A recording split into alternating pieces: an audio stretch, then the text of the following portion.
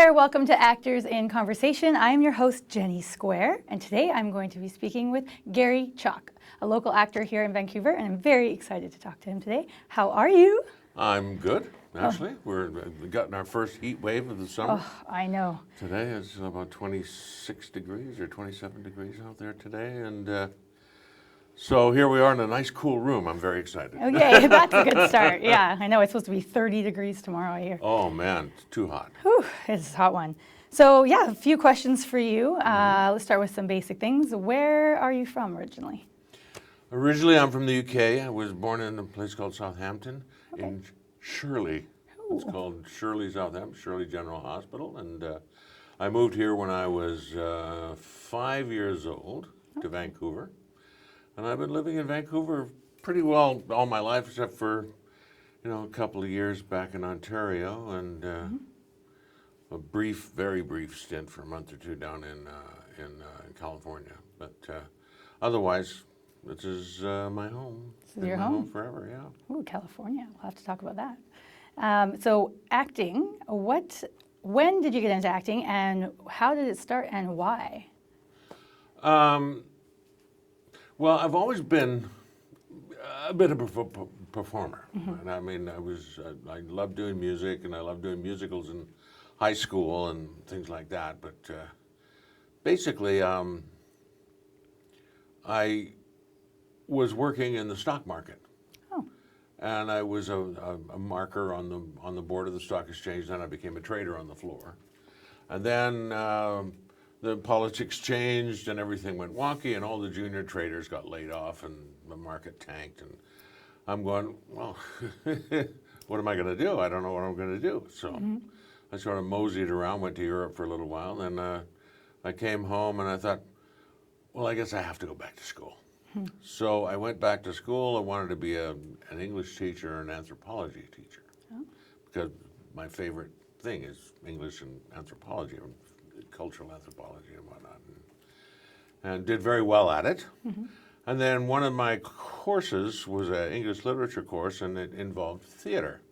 Okay. And so I went to watch a show at Langara Studio 58 back in 1975. And it was a show called Of Mice and Men, and the production was fabulous. And the acting was great, and I said, I'm doing that. And I went and auditioned for the school, and I had no idea. I mean, I had no idea. I'd liked performing. I just liked that, but I knew that's what I wanted to do. And I went into the school, and Anthony Holland was the head of the program at that time, and I did my audition for him. He's reading a newspaper. And he looks up and he goes, oh, you got some talent, not much, but some. All right, you're in. And that's it. And the next thing you know, I've been accepted into the theater arts program. And that was pretty exciting because here's me. I'm an East End boy, a bit of a rounder. I'm a bit of a nightclub guy. I was a nightclub guy back in those days. Worked as a bouncer and things like that, and the Biltmore Hotel. And Oh, nice. Biltmore. so I come from a kind of a rough background, and all the people in my classes, well, they weren't all that rough. And so a lot of us didn't get along because I had a lot of experience with, life experience because I came in when I was about 25 and I had a lot more life experience than you would think for those days. And a lot of these men were, fresh out of school and not really, they were just, well, I just would call them on this kind of precious stuff. Right. And we didn't get along. Anyway, nearly got fired from the school. Fired from the school because I went after a French teacher who gave me a failing grade because I made this beautiful long monologue by Jean-Louis Le Sauvage. And I got a perfect mark on the performance and speaking and 0 on the written because I made a lot of mistakes, little mistakes, but they add up. And I said, what the? What are you doing? What are you doing? You can't do this to me. I'll lose my course. I got a lot of time and money invested into this. And she said, no, you failed it. And I said, you got people doing 6 lines of verse. I did a big, long monologue. Of course I'm going to make more mistakes and, writing down grammar. Anyway, or accents. And so Anthony called me into the office and they said, they want me to throw you out, but I'm not going to. But don't do it again. Mm-hmm. And I said, okay. And he turned out to be my strongest ally in school. And the people who were my teachers, there were a few that, I was a pain in the ass sometimes, but there were a few teachers like Catherine Shaw and Anthony Holland and a few others who I guess thought I showed potential. Mm-hmm.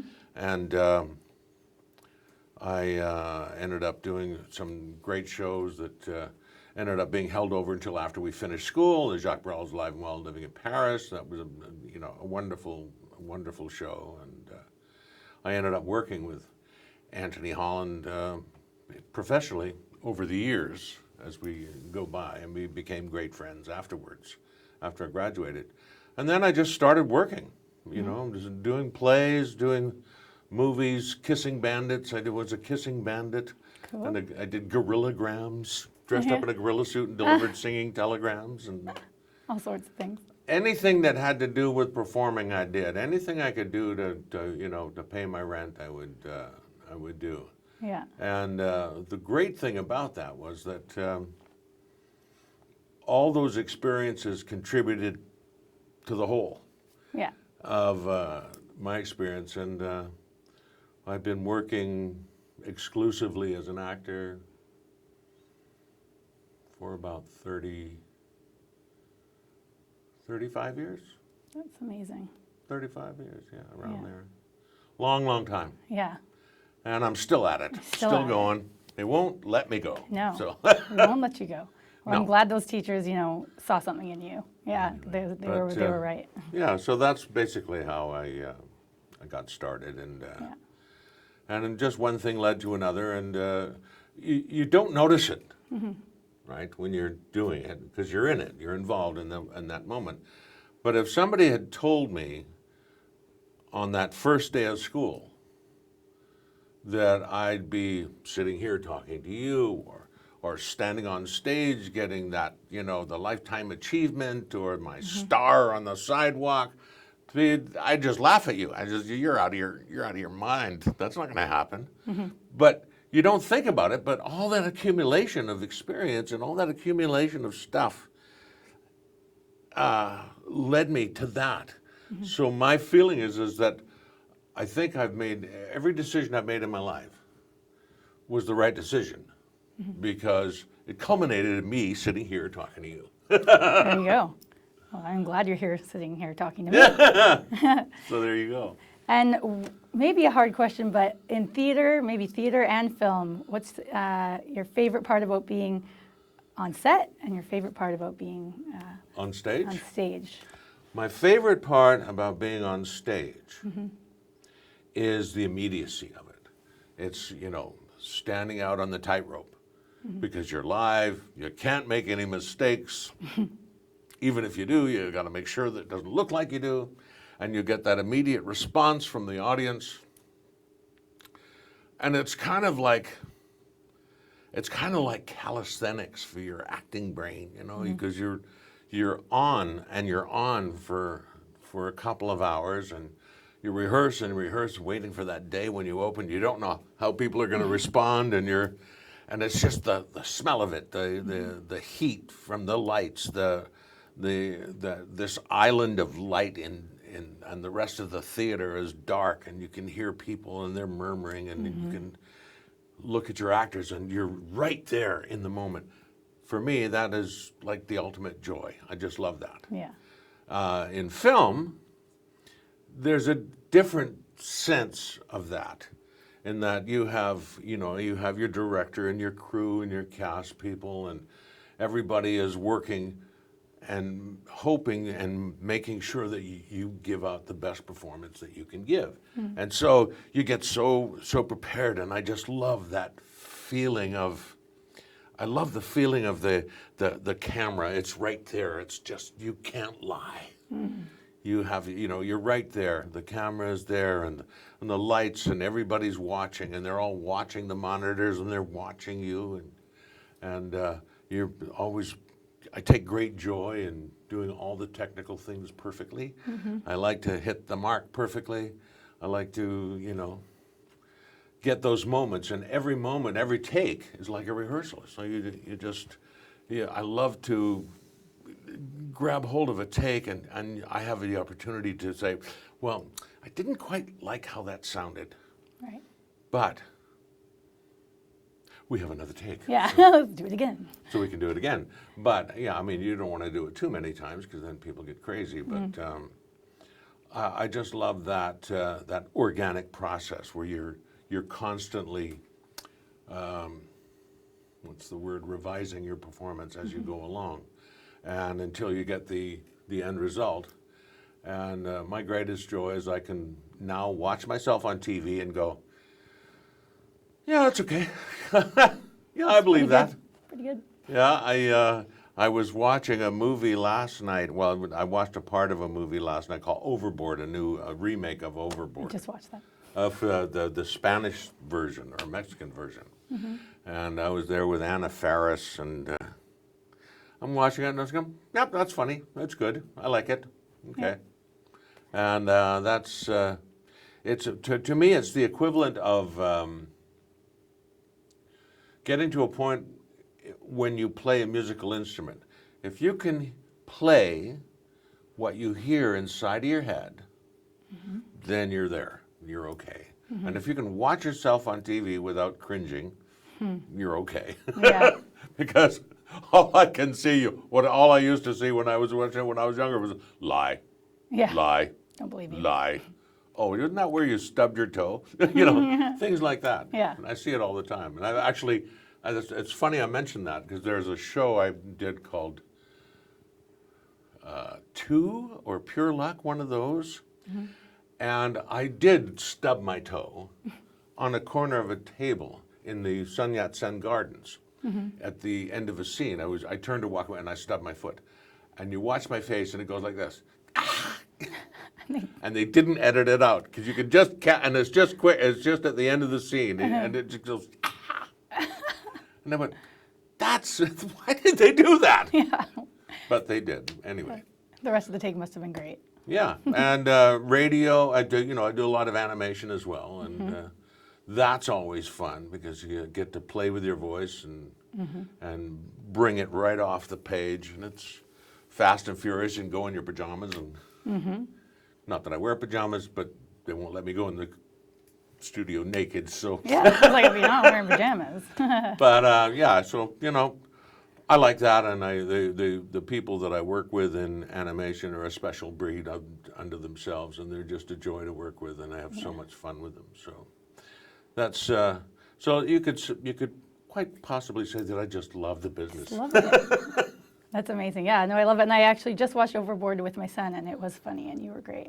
Oh, you watched it? Yeah, Oh. yeah, we just saw it. It was on Netflix. Friday. It is on Netflix. Yeah. Yeah, that's right. Yeah. Yeah, we just saw it. Oh, and that was so funny because the guys who produced that film, I had done a pilot for a show called Bad Haircut or something, and I didn't remember these guys, but they remember me, and they said, that's you, don't you remember us? I said, I'm trying to think, where? And he goes, Bad Haircut. And I went, oh, tow truck driver. The bloody tow truck, it had a 50-pound clutch pedal on it. It could not depress that pedal. And I got big legs, and it was like 1956 or something. Oh my God. But yeah, and it was so funny because he says, we looked for you. We were looking for that part. We were looking for that part, and we had the casting directors, and nobody came in. And I said, well, go find me somebody. And they finally brought me in to read for this part. It was about 10, 12 years ago, I guess. And they brought me in to read for this part. And I read the part, and they gave me the part. And so go on overboard. And he goes, "Where the hell were you? Why didn't they bring you in?" And I says, "I don't know. I just don't know." And he said, "Well, thank God that we got you, and glad to have you back here today." So Yeah. on Overboard. So On that Overboard. was quite fun. So it worked out. Look, it was a super fun movie. Yeah. Looked really fun. And he was the guy who played the lead guy, hilariously funny. Really? And his English is not his second language. It's like his, it's Like his third or fourth. And he really worked his ass off Yeah. to get the English Yeah. correct. But he was such a lovely man. I really enjoyed him. They were all great. Yeah. Yeah, it was just, and Anna was hilarious. She's very Yeah, I funny. love her. I've always loved her and everything. And we got on like a house on fire, so that was Nice. fun. So, It's anyway. another good part about being on set, probably meeting all the different cast. Another great part about being on set is probably meeting all you the meet cast everybody. You members. meet like a lots of different family. people, and Yeah. especially when you're on a show for a long, long time. When you're on a long-term show, everybody's family. Mm-hmm. You hang out, and then when the show ends, it's just like, I don't want this to be over. Yeah. No, No rap party. We don't want a rap No. party. Yeah. no, cut it off. Yeah. right there. Let's keep going. Sharp and painful. Yeah. For a minute. Can you tell me your favorite character that you've ever played? Well, there were several. Or several? One of my favorite characters was Inspector Polachuk on Cold Squad. Oh, okay. Because I got to play the whole spectrum Yeah. of this character. Good times, bad times, confusing, happy, sad. Right. I got to play them all, and won me a couple of awards, and that was a wonderful character, nice, well-rounded. I just enjoyed the hell out of him. The other one was a character in the cartoons. I loved it, playing Optimus Primal in the Transformers, and Little Grounder in Sonic the Hedgehog, because we got to make up stuff, Yeah. and that was fun. I think one of my other favorite film roles, which was probably the most challenging but a lot of fun, was a mini-series called Small Sacrifices. Okay. And that was with Farrah Fawcett, and I played her husband. And I was with her for several months. Okay. And it was a really, really heavy-duty drama, but it was just the best experience Yeah. for me as a young actor, because that was like, several years into my career, but it was like back in 1987, 88, somewhere around there. Right. And what a tremendous experience to working with an icon, which was more fun than you know, and working with another icon, David Green, who was the first guy to direct a miniseries when he directed Roots. Okay. And he did Godspell and a bunch of other shows. It's just, hello, beauty boy. Tremendous. Susie had this old English director, and he was so fabulous. And we had so much fun. And even though the work was very demanding and very emotional, Yeah. but it was just so fulfilling. It was just a wonderful time and a wonderful role to get. Yeah. And the other one, my villain, because I love playing villains. I don't get to play villains very often, and that was in The Fly 2, and that was my first lead role in a feature film. And I'll never forget that. And that was 1987, 88, somewhere around there. And I'm still friends with the director, Oh, cool. who was, he created the Gremlins. No little way. Gremlins. Yeah. Because that's what he does, he's a special effects guy. Oh. And he created the Gremlins and won Oscar, I think, for Raiders of the Lost Ark, and Wow. for he did all the things on Ghostbusters, things on The Fly, on lots of other shows. A tremendous fellow, and that was probably one of the greatest experiences of my life to that point. Right.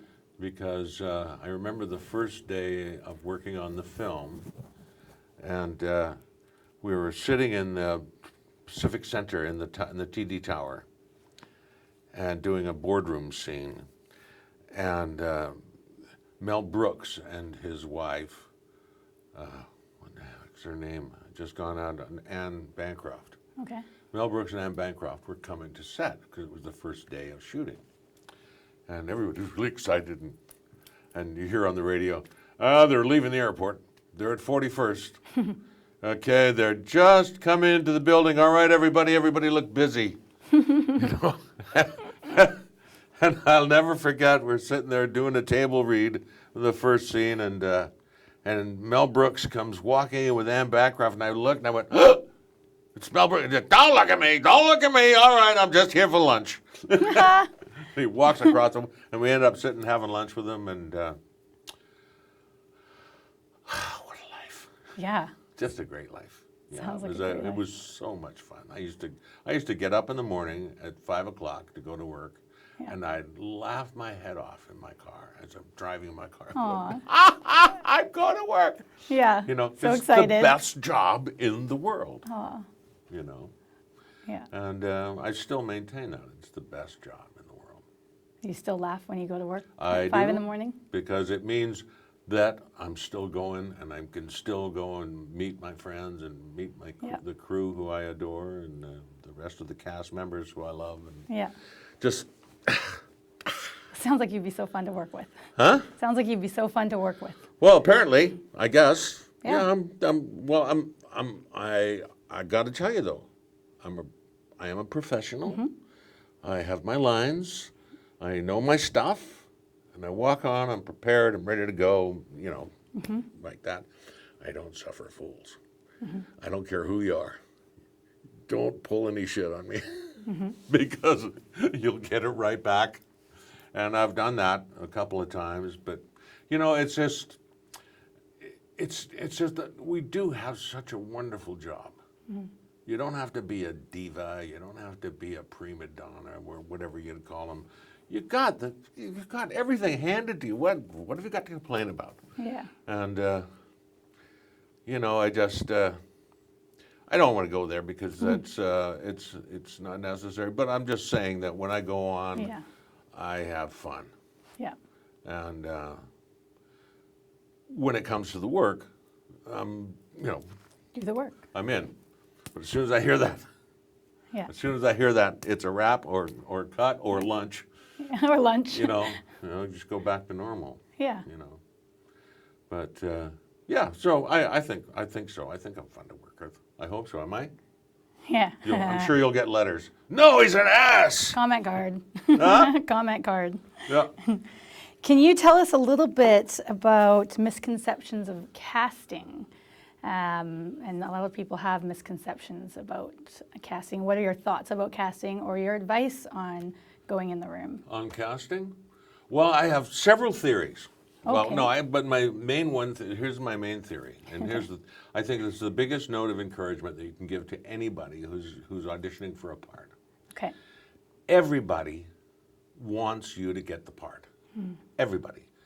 In the room, your agent, your family, you know, you all want to get the part. And the reason why is that when you walk into the room, you know, when you walk in there, you wait.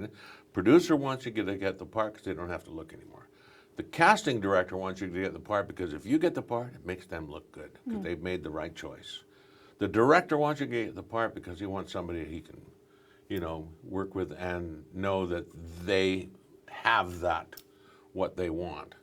And so it's very important that you realize that they're not against you. They're not trying to screw you around.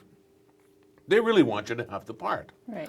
And what that does is it fires up your confidence. You know, it makes it so that with all that positive energy, how can you fail? And you don't ever fail. I mean, you know, you can have bad auditions, but you haven't auditioned, so you haven't failed. I mean, I've had bad auditions where you go and you go, what the hell was that? You! And I've gotten calls from casting, what the hell was that?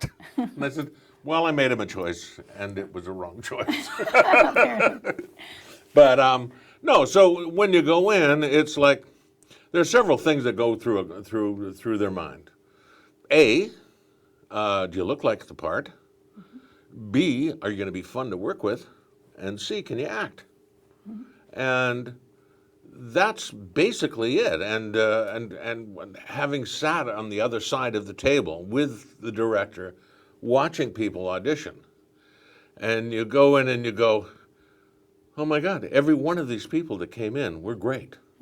They all brought something to the part. Right. How do you make up your mind? Because, there was something about that person. There was, I don't know what it is. There's like a little bit of vulnerability, or there was something there that made me go that way. And doesn't take away from anybody else, because only one person can get the job, right? Of course. So when you don't get the job, it doesn't mean you suck. Doesn't mean you're terrible, you're too fat, or you're too thin, or your hair's the wrong color, or you wore the wrong clothes, or whatever the hell it is. It's just at that time, at that point in the universe, the universe said, no, yes. But next time, it's going to be yes, no. That's how it works, And as long as you remember that and don't carry that baggage with you, Right. into a room, because it's very perverse, but the more desperate you want to get the job, the more you're not going to get it.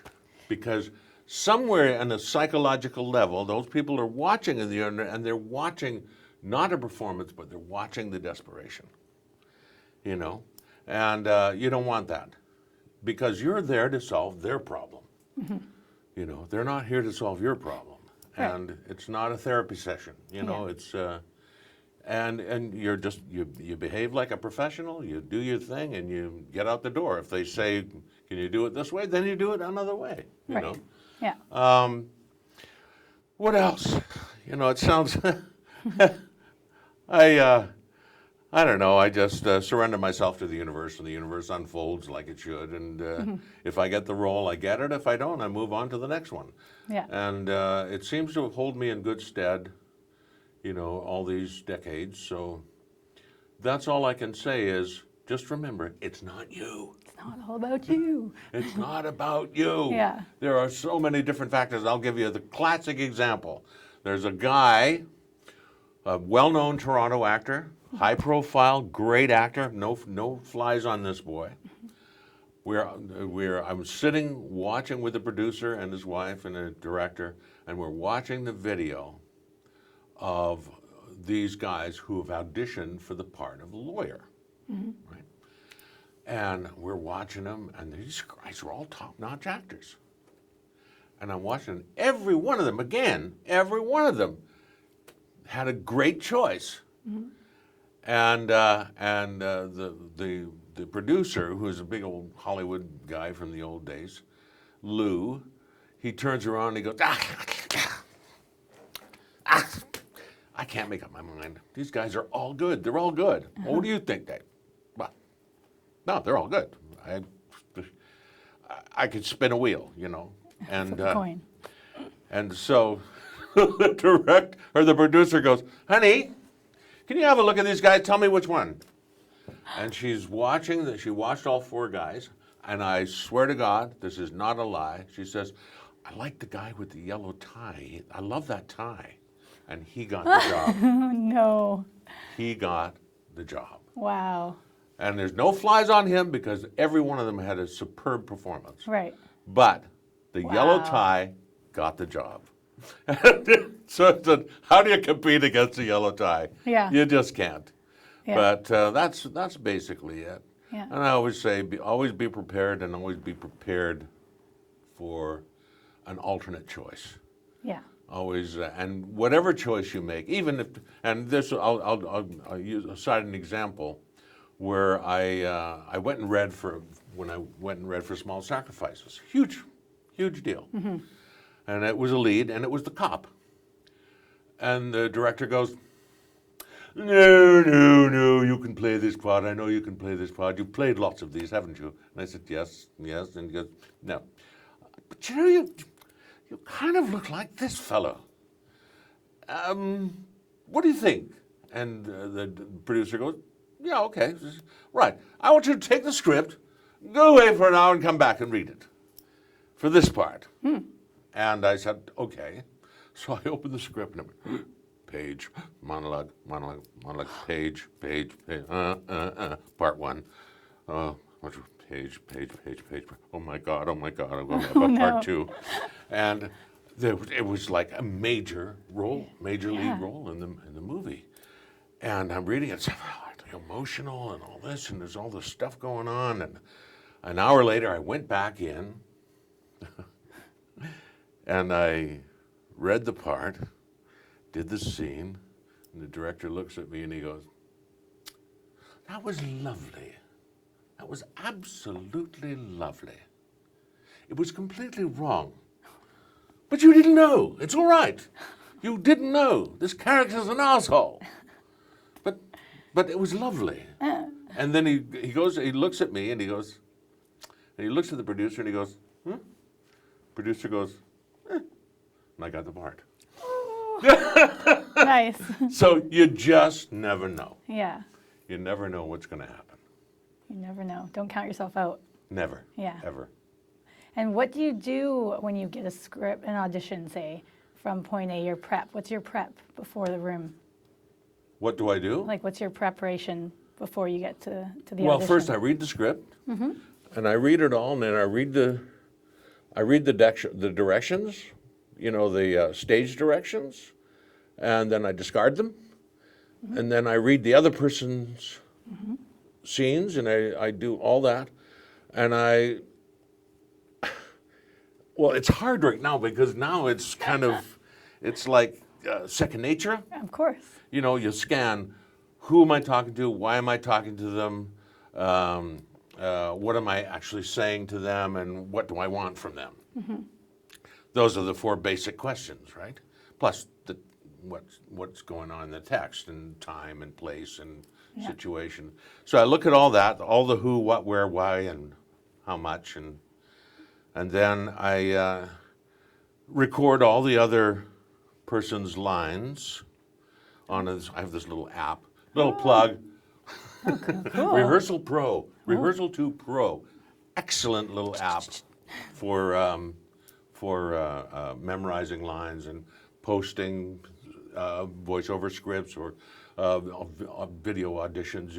It's a great little app. You can have a look. It's $20. Cool. Anyway, so I would do that, and then I would run all the lines, scene after scene, and I would discover, like in a rehearsal process, what are the moments that are the key moments, the key drivers, like story point and things like that. And I'd find them within the recording. And every time I recorded it, I would do it in a different way and find out, well, what is it I actually want? Or what is it I'm actually saying? Yeah. And then I'm not consciously saying that now, but I was then. Yeah. And I would just keep doing that until I got it all down. And then I would make it me. Because, you know, I always have this thing that basically we have this crystal core that's immutable. You can't change it. You are who you are. But we put ourselves in a certain situation. We establish a relationship with a certain person that said, well, it says here that I don't like this guy, so put that piece on. And I live here, put that piece on. And I have this disease, put that piece on. I'm this old. And I add all these things, and the more that you look at the character, the more you can add to that immutable core. So the essence of any character is you in a given set of circumstances, so your performance will be natural because it's you. And it's like, I don't like acting. I don't like acting. I don't like stepping outside of my stepping outside of a performance and commenting on it. I figured that if it doesn't matter what the script is, and some people say, the script is crap. The script is great. Yeah, I know. But it's our job to make it work. And it's our job to make it as real and natural and as believable as possible. And so that's what I do. And so far, seems to work. Yeah, seems pretty I think good. I'm up to, I don't know how many, up to 400 and. I think it's like 400. I was going to say something about that. Huh? I was going to say. Oh yeah, go ahead. But I think it's like 442 or something. No, I'm up 400 to and- I'm up to 413 Was it 13? productions. and Unbelievable, honestly. 1,700 and something episodes, Wow. somewhere around there, quite a bit. Yeah, so it's working. Yeah, so it works. It works. And it's just never second guess yourself, and always when you make a decision, commit to that decision. And it may be wrong, but you've committed to it, and you can change it. They can change it if Right. they want. So that's I don't know. That's what What's your I prep? do. No, that's what we want to know. Yeah. Your prep. That's amazing. Any negative or positive things you'd like to share about the Vancouver acting industry? The Vancouver acting industry, well, I can say that I can say this. Back in the day, the theater scene was very cliquey, Okay. and if you weren't in, you weren't in. And I was not in. I was not one of those guys.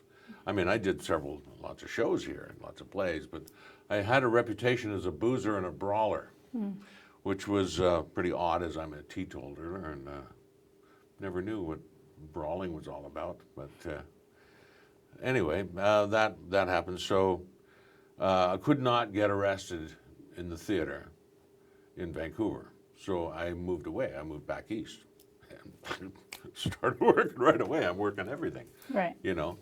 And I came back to Vancouver, and I did a couple of shows here. I did, some comedies up north in theater and in Alberta, but I decided that I was going to concentrate all my efforts on the film and television because I liked it. Yeah. And I got exposed when I moved back east. I got exposed to voiceover and animation, so I thought, yeah, I'm going to do this. So that's what I concentrated on. And I find that the film and television industry is a very welcoming, very exciting industry, and the people in it are fabulous. I noticed that I know that there's a lot of grumbling at times where the Americans are getting all the parts and the Americans are doing this, but the Americans are supplying the money to make these shows, and we sort of get what's left over. It didn't used to be like that. I mean, it used to be that we didn't get anything, but now we have series leads, we have movie leads, we have all kinds of things going on in so many opportunities for so many actors. There's a lot of actors who've come out of here, like Josh Jackson and Ryan Reynolds and all these guys, and women too. What's her name from the X-Men or whatever? I can't remember her name. Huh? I know who you're talking about. Yeah, but huge, Yeah. huge superstars. Evangeline Lilly Yeah. out of Vancouver, it's superstar. And all these people have had opportunities that we would have never have gotten had the film industry not come here. Because it used to be, when I first started, when I was first aware of film production, they'd get one production a year. One, maybe two, tops. I remember the earliest one I remember was Our Man Flint, or In Like Flint, and that was like in 1966 or something. And Harry in Your Pocket was another one in 1970 or 71, with James Coburn and Walter Pidgeon. And that was, that was it. There was, so the theater was the only game in town, and commercials, And then Stephen Cannell came into town, and he started working here, opened a studio. All these projects came to town, and Hollywood went, wait a minute, why is he doing all those shows up there? Oh, because it's cheap. Oh, because we've got great crew, great infrastructure. Yeah. Let's go up there. So what was, a few hundred, not even that, $50 million industry at one time is now a $3.5 billion industry. Yeah. So there's a tremendous amount of opportunity for not only actors, but all the crew, for directors, assistant directors, producers. My wife, for example, Colleen, was working as I don't know what she was doing. She was doing something with the Liberals back in 1980, somewhere around there, and living in Victoria. And they brought this movie called The Glitter Dome. Well, they used their house as a location, and she went, oh, I like this. I want to do this. So she went in and she became a locations person. And then she became a locations manager, then a production manager, then a producer, then an executive producer, and produced, 20 films. Wow. And she's out of the business now, but that was an opportunity that would never have come Right. had someone like Stephen Cannell not come here to give the industry a bit of a boost. Because before that was just CBC. Yeah. And I'll never forget, a few years ago, I went to Stephen Cannell Memorial. It's got to be almost 10 years now, at the North Shore Studios. And I looked at all the people that came to this memorial for Stephen, and all the people who owed their careers to him. And these guys who are working in film today, me included, all owe a lot of their career to Stephen Cannell, because he gave the opportunity to so many people in the city. Okay. And the city has responded by being one of the best shooting locations in the world. Yeah. And some of the top crews in the world. So that's kudos to us. Yay, us. Yay. And it keeps growing. Yeah. Yeah, no, Vancouver's awesome like that. All right, a couple more questions. Okay. Well, first I was going to ask you, can you do some of your favorite voices for us? Sure. Okay.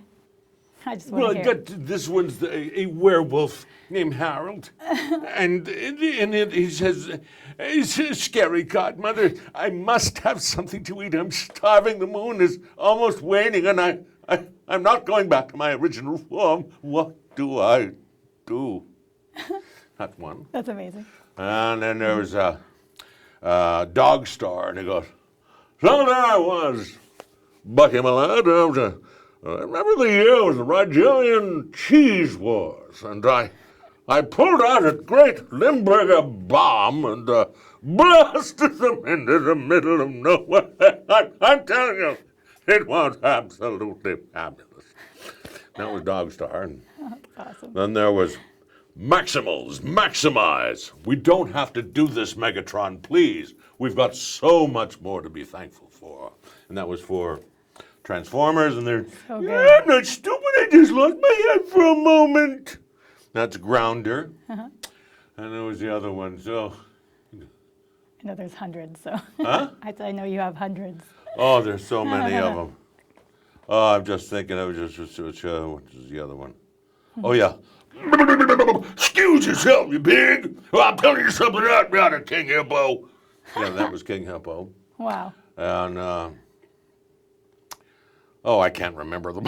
I know, that's good. I got lots of them. I know, that was amazing. Wait, I'll do this. It's a quick trick that I got from Sue Blue, one of my favorite voice directors out of LA. And we all have 12 voices in our head.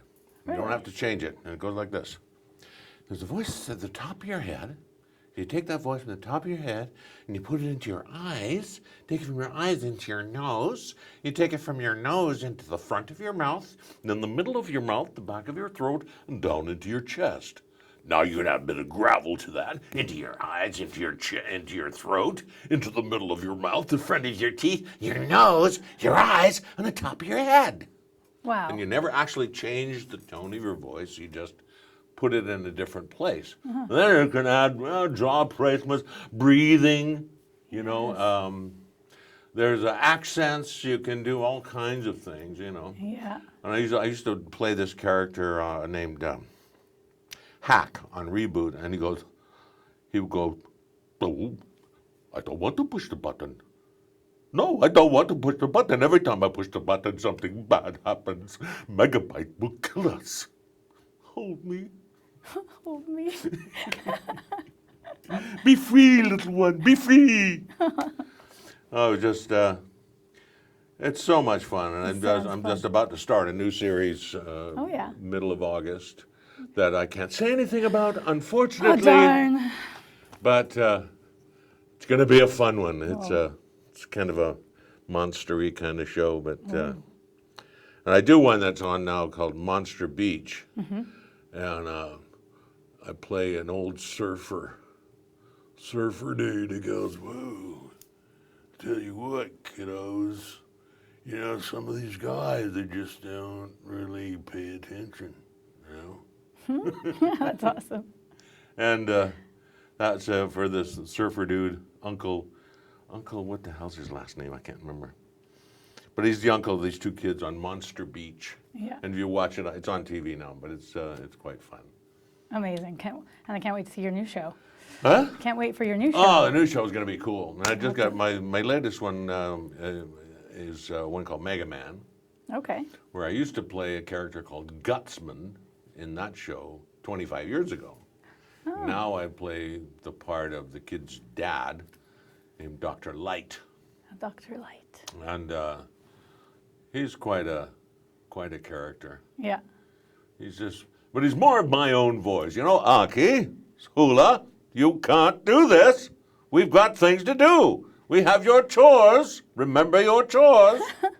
And they always give me a hard time anyway. But so that's me, Dr. Light, the absent-minded professor kind of Yeah. character. But it's such a change because way back then, the old Mega Man, I had a voice, "My name is Gutsman, and I do bad things." Wow. That's amazing that you can remember so many of the characters that you've done. And My great. Little Pony was, I play a character named Prince Rutherford, and he goes, "I was stopping! I hate little ponies!" You know that show, Little Pony? Yeah, oh yeah. My yeah. Little Pony? Oh yeah. Yeah. Yeah. Huge show.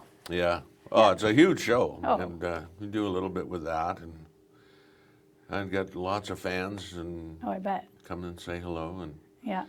it's weird when somebody recognizes you, not for you, but they recognize your voice. Yeah.